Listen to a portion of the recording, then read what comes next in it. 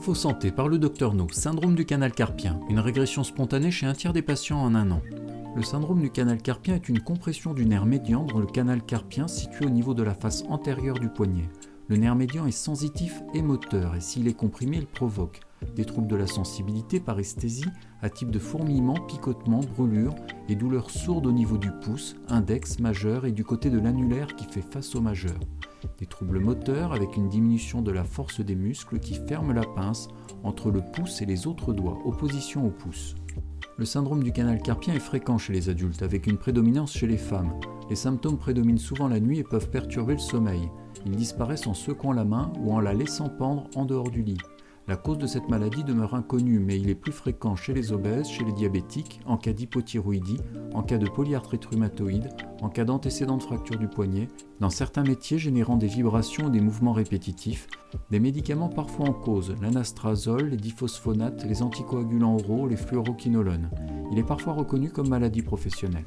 Quand l'examen clinique du patient révèle un syndrome du canal carpien, il n'est pas nécessaire de faire des examens complémentaires. En cas de doute, un électromyogramme ou un électroneuromyogramme est utile pour confirmer un déficit sensitif au moteur du nerf médian. Il est réalisé sur les deux mains afin de comparer les résultats et peut conditionner une intervention chirurgicale.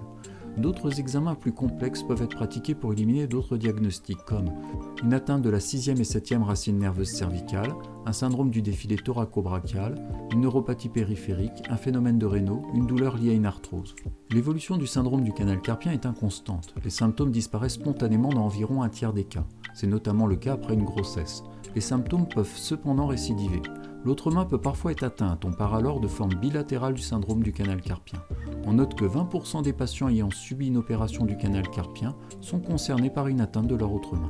En l'absence de traitement et d'amélioration, le nerf médian peut rester endommagé. La récupération est alors longue et parfois incomplète. Il est donc important de consulter son médecin pour initier un traitement et une surveillance adaptée du syndrome du canal carpien. Les traitements du syndrome du canal carpien. Le port d'une attelle d'immobilisation amovible plus ou moins thermoformée du poignet la nuit sur une période de 3 mois est utile et permet de maintenir le poignet en position neutre pour soulager les symptômes nocturnes. Elle est une option prudente pour la femme enceinte. La réalisation d'une infiltration de corticoïdes méthylprédnisolone dans le canal carpien apporte un soulagement modeste mais parfois prolongé. Elle peut éviter le recours à la chirurgie chez 10 à 20% des patients sur un an. Le traitement chirurgical peut être envisagé en cas d'échec du traitement médical ou d'emblée si les signes de gravité sont importants. La chirurgie consiste essentiellement à sectionner le ligament annulaire du carpe pour réduire la compression du nerf médian. Il existe deux techniques d'opération chirurgicale. La technique dite à ciel ouvert en incisant la paume de la main sur une longueur d'environ 3 cm, la technique par voie endoscopique ou endocanalaire en pratiquant une petite incision dans le pli de flexion du poignet. Le résultat de cette chirurgie dépend plus de la qualité du chirurgien que de la technique employée.